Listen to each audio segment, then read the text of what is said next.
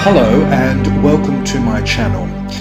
Do please subscribe by clicking on the icon in the bottom right hand corner so that you don't miss any future updates.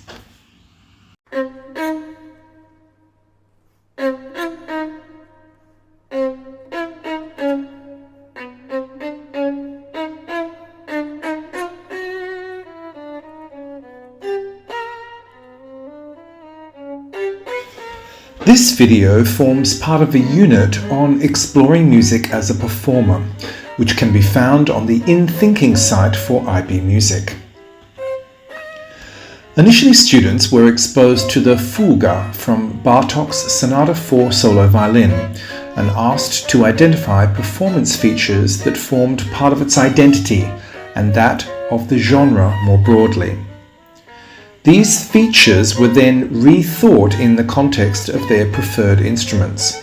Students therefore had to engage their creative thinking skills to provide equivalent versions of these attributes to better understand the performance practices.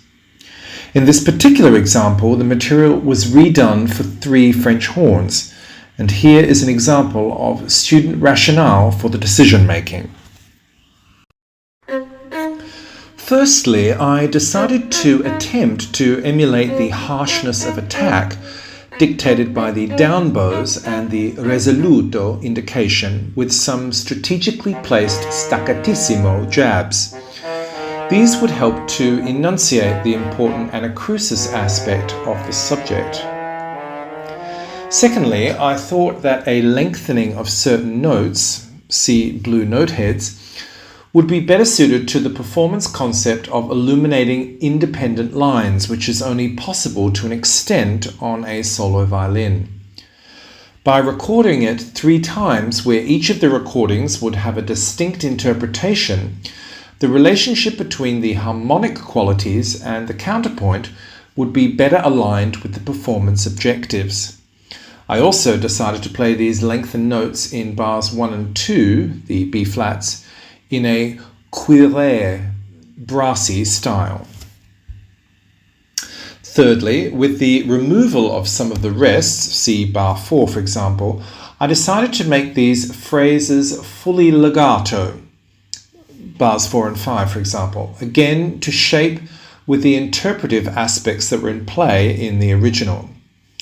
Fourthly, when the horn 1 and 2 parts largely aligned, bars 12 to 15 for example, I decided to include a crescendo diminuendo to the phrases, such that the lowest note in bar 13 and the highest note in bar 15, for example, were delivered as a focal point.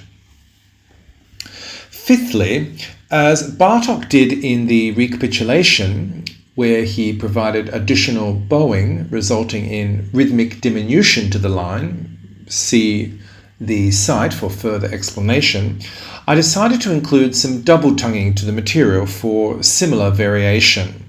This obviously depends on the speed, but this was the idea. This appears in bars 13 and 14, for example, where the note heads appear in purple. This becomes more pronounced in bars 18 and 19, for example, as it appears in 2 of the horn lines. Also see in purple.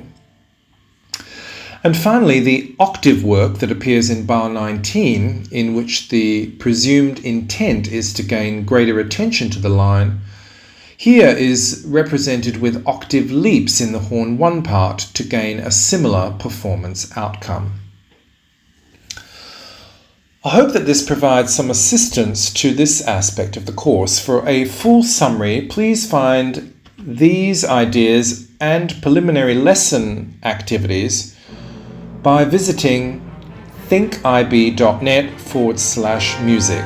That's thinkib.net/music for all the details.